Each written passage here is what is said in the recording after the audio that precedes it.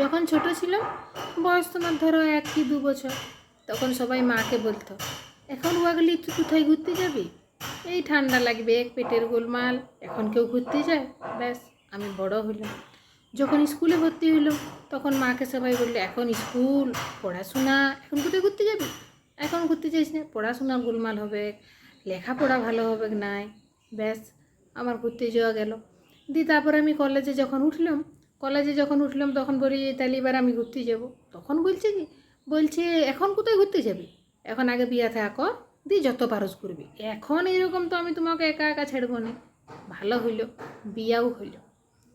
বিয়ার পরে বলি ঘুরতে যাব, তখন আমার শাশুড়ি মারা কি বলে, এখনই ঘুরতে চলে যাবি, এই সবে বিয়া হইলো, একটু ঘর সংসার দেখ, সবাইকে একটু চিন পরিচিত, এখন আবার ঘুরতে চলে যাবি তোরা, এইরকম।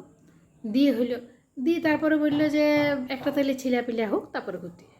ব্যাস, ছেলেপিলে হইলো, আবার সেই আমার মাকে যেমন প্রথম থেকে আমি যখন ছোট ছিলাম তখন যা যা হয়ে এসেছে, এখন সেই সেম একই জিনিস হয়ে চলছে। তাহলে ঘুরতে যাবোটা কখন, এইটা তোমরা একটু বলে দাও যে ঘুরতে যাবোটা কখন।